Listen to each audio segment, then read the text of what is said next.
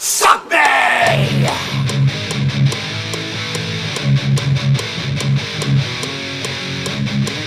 Sunday is the Sabbath, Black Sabbath Sunday.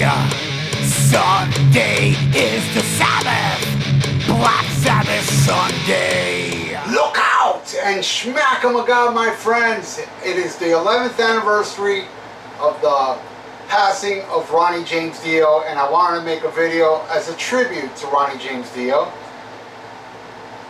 You know, the first time I ever heard of Dio, I was 14 years old and Heaven and Hell came out. I was already a big Black Sabbath was my favorite band, you know, with Ozzy. Then when this album came out and I heard it, I couldn't believe how good it was. It was amazing.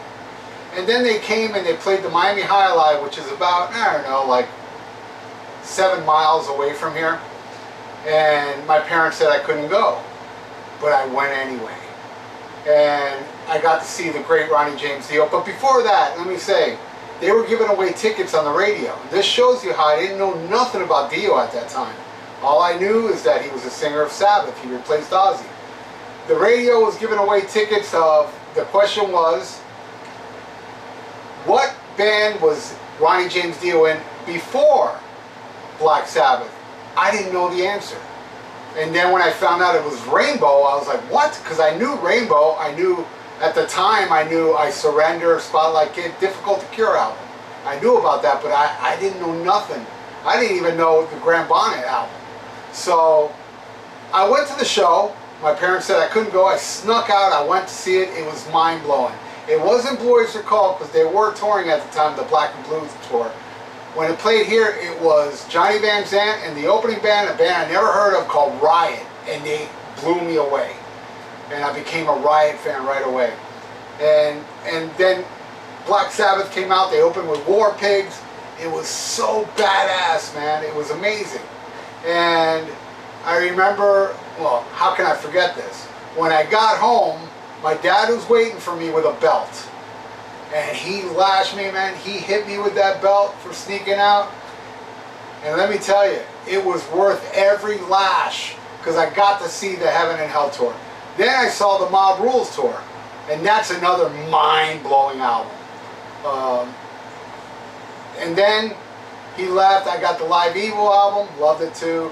Holy Diver blew me away. But the Holy Diver tour didn't come to Florida, so I missed it. But then Last in Line tour came here, and I gotta tell you, man, that was the best damn stage show I ever saw from Dio. A lot of people talk about the Dragon, which was cool too, but the Last in Line tour was the shit. It had the Egyptian stage, and a big snake came out, and Vivian Campbell did a guitar solo where it was all dark and his guitar was glowing, and then, you know, toward the end during Mob Rules, like, Dio had a whip and he would whip the sky and it would blow up. There was explosions. It was unbelievable.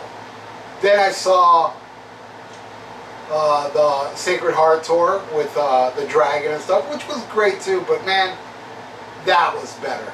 I saw Dream Evil later with, well, I saw Sacred Heart with Accept open. Then, Dream Evil with Megadeth and Sabotage. Awesome show. A big spider, mechanical spider came down, and Craig Goldie was doing a guitar solo where lasers shot out of his guitar and blowing up the spider. Pretty badass. Dio put a lot of money into his shows. And then Lock Up the Wolves didn't come to South Florida, but I drove all the way to Lakeland to see it with Love Hate and Cold Sweat open, and that show was filmed from a bootlegger, and it is on YouTube. Great show. Rowan Robinson ripped. Then I saw The Humanizer with Danzig. I love the Dehumanizer album. What a great damn album. And that was awesome, but that fell through. That, you know, they wanted to open for Ozzy. Dio didn't. It was an ugly breakup. So he went back and did Strange Highways, a real pissed off album, kind of like Dehumanizer Part 2.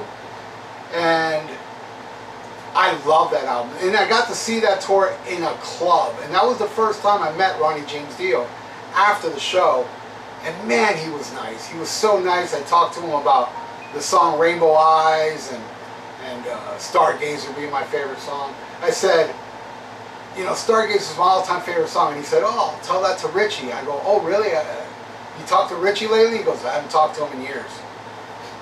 Anyway, so then what was after that? Angry Machines, but that didn't come here. Magica did, and that time when I met him, I got this picture. I took a picture with him. So, and again, he was the nicest man. You know, forget about the nicest guy in any band I ever met, just the nicest person, period. Walking away from Dio, you felt like so cool, so great, because he would look at you right in the eye and ask you questions. He was very personable. He really loved his fans. And then I saw him one last time, Heaven and Hell tour with Queensryche and Alice Cooper. Phenomenal. But unfortunately, they never came back for The Devil You Know. And oh, I saw Master of the Moon, that one too, with Anthrax. And that one, he played Stargazer and Gates of Babylon. And I'll never forget, I was all the way up front. When he played Stargazer, I stood still and I soaked every note of that song, because I'd never seen him play Stargazer before. Played it on the Holy Diver tour, but he never played it again until Master of the Moon. And that was amazing. Plus, I got to see Gates of Babylon. He had Rudy Sarzo, Simon Wright, Greg Goldie. Awesome show. Then he passed away, man, 11 years ago today, and that broke my heart, man. It really did devastate me, because, you know, he was such a nice person. And what a loss, man. I also want to touch upon his doo-wop stuff. What he did before Elf. He did, like, he was around since like 59. And I love that cover he did where that song, Tonight You're Mine Completely. So beautiful, man. And there's a lot of recordings of him, you know, doing stuff like from Sabbath later on in the early 70s. He was doing War Pigs. You can hear all that online. The guy's been around forever, and he was so awesome, man. And I miss him a lot, and I have to do a tribute to him. I made a documentary. Some of you may have saw it. It's been blocked here on YouTube, but I put it up on BitChute, and I hope I remember. In the description below, there'll be a link to it. I think it's the best documentary I made.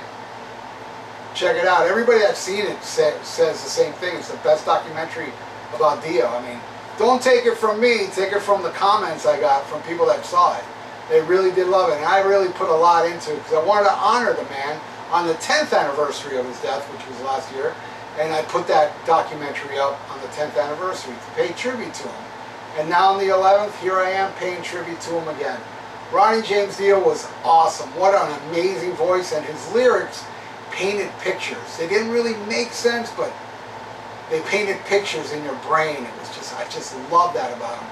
I wrote a song on the last Fractured Eye album called Kamikaze, where I took the, you know, the Dio school of lyrics, where I painted pictures too to that song. I was thinking of Ronnie James Dio when I wrote the lyrics to that song. And I just love the man, and I just wanted to do this quick tribute on Black Sabbath Sunday. And Dio rules, man, and we miss him a lot. And that's all I got to say, man. Long live Ronnie James Dio. Look out! SHMACKEMAGOB. Later.